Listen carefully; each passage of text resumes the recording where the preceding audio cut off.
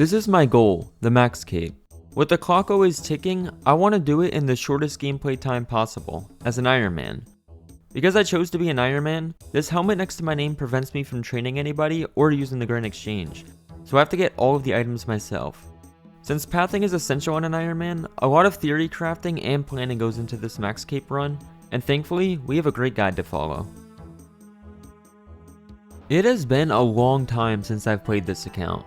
The last 45 days, I spent mostly just playing my level 3 skiller for 99 Slayer. So let's do a quick recap of what the Ironman has been up to during that time. We did do our Tears of Guthix every week, which all conveniently went to Slayer. We were also thankfully rich enough to keep the kingdom up and running while not playing. This cost 75k a day, which isn't a problem for us. We just had to log in to restore the favor every few days. In case you don't remember, this is making us teak logs for construction and herbs for herb lore. And finally, here and there we'd log in to complete herb runs. We grew pretty much all of our seeds we needed until we start Slayer. The most notable thing being that we now have 5.5k Ranars, which will be over 4,000 prayer potions for later. So while 789 has not been actively gaming, he has been gaining passively. Of course though, this video won't just be passive gains. I have been gaming hard over the last few days. However, right before we jump into those gains, let's hear a quick word from today's sponsor, Dungeon Hunters 6. This is a free-to-play MMORPG for mobile. This game allows you to play as a powerful bounty hunter with a plethora of class options, and slay bosses that you can make join your own team. That's right, turning your foes into allies. Not only do you get to loot and ride these bosses, but you can also summon them into the battlefield. If you're feeling extra powerful, you can even shapeshift them. Dungeon Hunter offers both PvE and PvP game modes, with real-time guild wars, raids, and of course, top-notch 3D graphics. It's the premium MMO experience right there on your mobile device. Whether you're teaming up with friends for epic boss raids, or just chilling in casual modes, there's something for everyone. Cool features include a variety of skills to craft your own unique build, a handy auction system for trading items, and my personal favorite, 100 uniquely designed bosses to explore and conquer. If that's not enough for you, new content also drops every month. Now, Dragon Hunter 6 has a special offer just for you guys. If you download the game using my link in the description below, or by scanning the QR code, you'll receive a special starter pack worth $50. This includes 10 summoning scrolls, a lieutenant, the demonic wolf, and an accessory pack. So what are you waiting for? Dive into the world of Dungeon Hunter 6 and unleash your inner hero. I'll see you guys there, and thank you to Dungeon Hunter 6 for sponsoring. Now, let's jump back into the video. It is time to do Desert Treasure 2. It has been a long time since we've talked about questing, so let's do a quick recap. The Lumbridge Elite Diary requires a quest cape to complete, and it rewards you an extra block for Slayer. That is essential. As of last episode, Desert Treasure 2 was the only remaining quest for a quest cape. The maximum quest points was 298. However, since then, they've released another new quest, the Path of Gluffrey, which rewards enough quest points for a total of 300. Traditionally, there is a new Slayer block every 50 quest points. So you guessed it, with 300 quest points being the new max, we get one extra block, totaling 7 with the Lumbridge Elite Diary. If I rush 300 quest points now and complete the diary step, I won't have to do any future quests. So here it is, my Desert Treasure 2 attempt. This quest is talked about constantly for having hard bosses, unlike other quests in the game. So I expect it to be hard. This leaves me two choices. The first choice, which would be the smart choice, I can practice each fight on my maxed ult before sending it on my Ironman. Or I could do the second choice, which is just send my first ever attempt on my Ironman, and what happens happens. It's content, right? As much as I would love to produce you guys juicier content, practicing on an ult seems like an obvious choice here. So I logged into my ult account, I opened the quest helper, I saw the pre-requirements and simply logged out. We're gonna go with option 2. Let's full send this on our Ironman. The first boss, Vardoofus, is supposedly meant to be one of the hardest. I watched a couple guys on YouTube and I figured I'd try to send a quick attempt. Wish me luck, boys.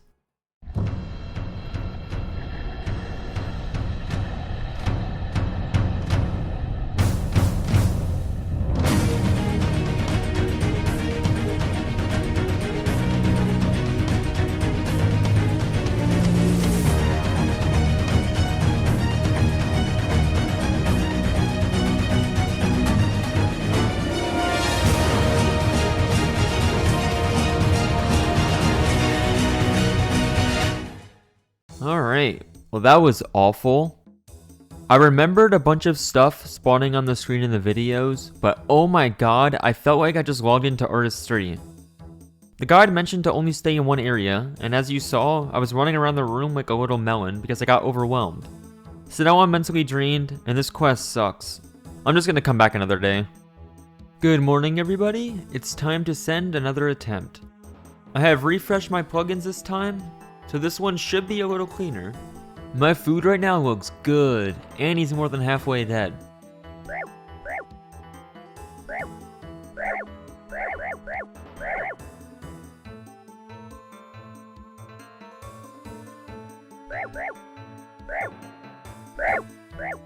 Oh my god!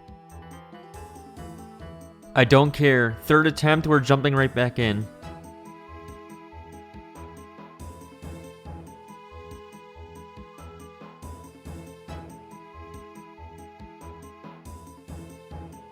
And we were so close, come on! And attempt number 4, is it? Alright, this is ridiculous. I'm not doing anything different, and this is how much food I have left over. Why couldn't I do this 2 attempts ago? I mean, I guess it's cool that I got the kill, but like, should I be happy considering I still have 3 more bosses to go? Alright, boss number 2, the Leviathan. I heard this boss was kind of hard as well, so let's see what we're getting ourselves into.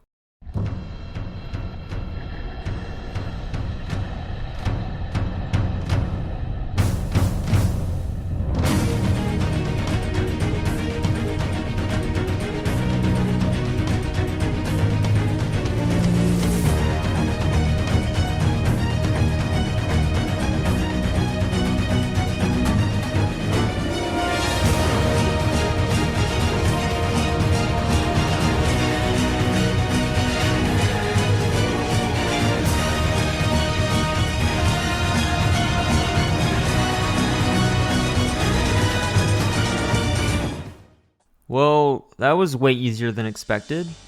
This restored my hope in this quest. Maybe it won't be that bad after all. The third boss is the Fat Duke. This guy was expected to be easy, and yeah, it was.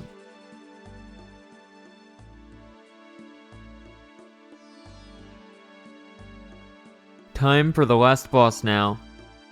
The Whisperer. Good luck.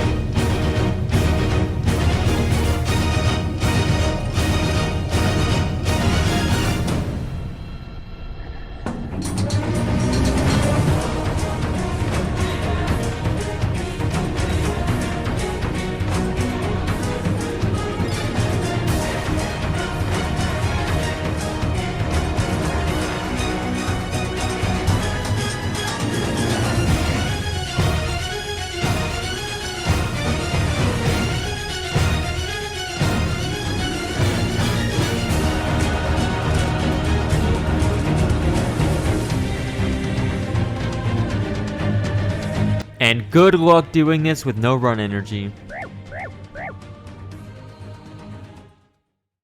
Attempt number 2. And if you're curious why I have monkfish in my inventory, it's because I ran out of sharks and I cannot be bothered to get more. I'm in enraged phase, I have a lot of food left, and my prayer dropped. Best of luck.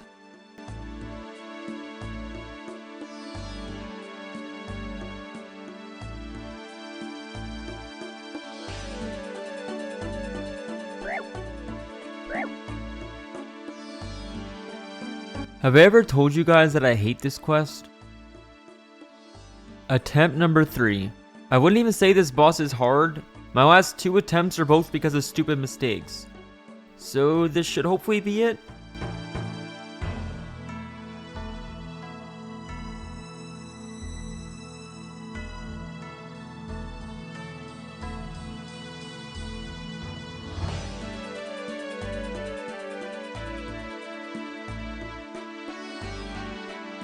Oh my god, finally! We're done with all of the bosses. Or at least, that's what I thought. To complete this horrible quest, there's one final boss that I have to do. In this fight, we have to kill 4 different bosses without banking. This does not seem fun. For this guy, I was supposed to bring knives or darts to tag his minions, and I forgot them. So that pretty much guarantees that I'll fail this kill. Let's just go bank. Our second attempt and the final boss. Here we go.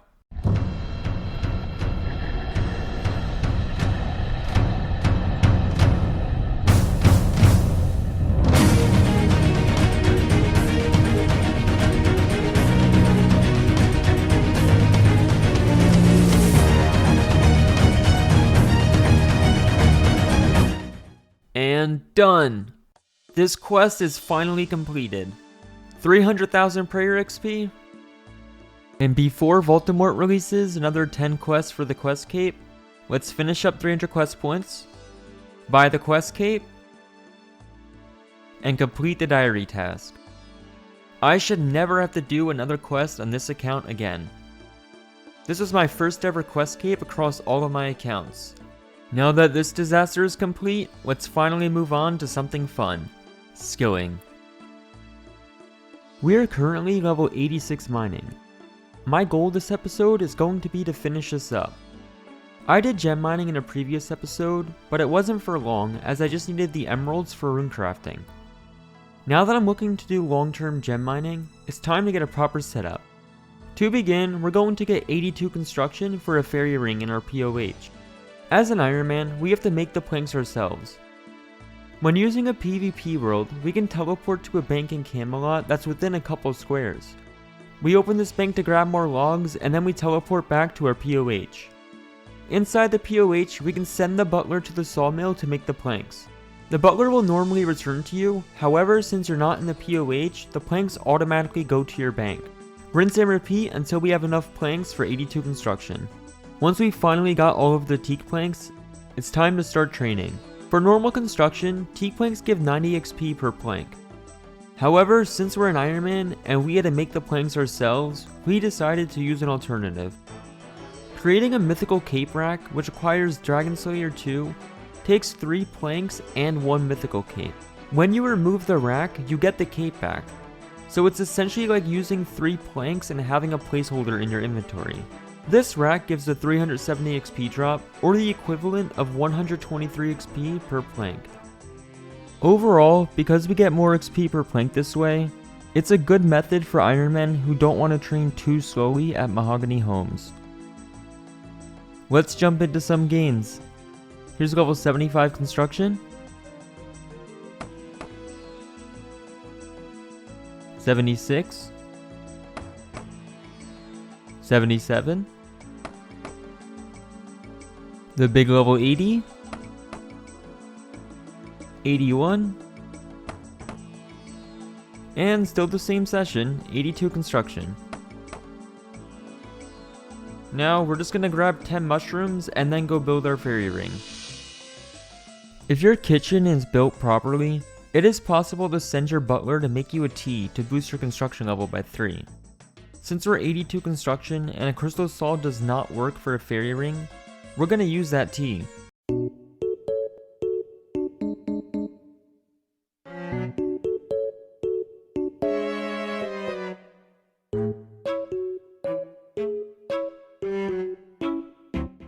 Behold, thy beverage is complete. Dost thou wish its dark heart softened by the milk of the cow? Yes, please. Oh, I had the wrong shelves built. I only got +2. Here we go, this tea will give +3. A watering can? What? You know what they say, third time's the charm. There we go, we got it. So why do we need this fairy ring? Well, in order to start mining, we need super restores. To make a super restore, we need a red spider egg and a snapdragon potion. I already have snapdragon potions from farming over the last month, so we really just need red spider eggs. The best way to get these is to teleport to a fairy ring, in this case, now my POH. If we bring a sardine and a red spider egg to Ardoin, we can make a Spidine. With the Ardoin medium diary complete, we get noted spider eggs as a drop. This will get us all of the secondaries to use our snapdragons. Whenever I need to bank, I use my sepulcher teleport shards for the closest bank for maximum gains. The very last step before starting gem mining. We are finally making the super restores. Once I've made them all, it's time to decant them. But we're not going to decant them into 4 doses, we're going to do it in 2 doses. I hope you guys didn't forget about these bad boys. I still have over 26,000 caviar in my bank from our fishing grind. These can be used on almost any 2-dose potions for some extra herblore XP. So of course I'm going to want to gain some herblore XP before I consume the potions. Why the heck not? Here I am hitting level 88 herblore. Now it's finally time. That, my friends, is a beautiful sound. It's the sound of casting Vile Vigor while successfully mining a gem. In case you missed last episode, Vile Vigor is our way of restoring run energy. It transfers prayer points to run energy at a rate of 1:1. The super restore mixes restore our prayer points, and using about 13 2-doses per trip, I'm able to spend about an hour here before having to bank. All of the sapphire and better gems are going directly into our gem bag. And while we do need red topaz and opals for Slayer, we don't need that many.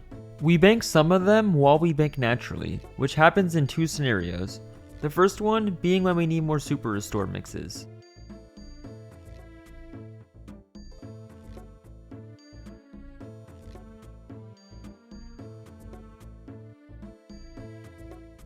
The second scenario is when our gem bag is full and we have to empty the sapphires anyway.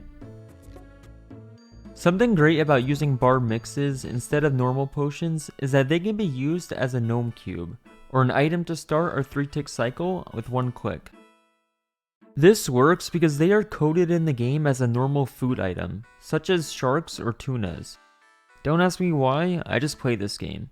If you want to learn more about gem mining or the plugins that I'm using, check out my gem mining guide. With that being said,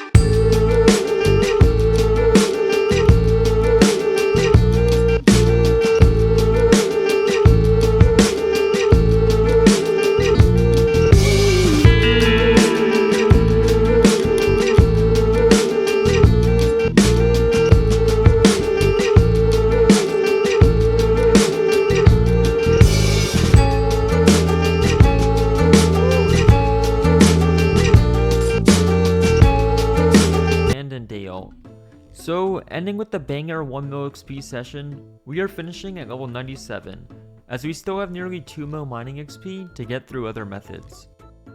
It was great for the Ironman to be back. However, 789 is once again going in retirement for 2 months. Leagues is coming up on November 15th, so that means I have to go hard.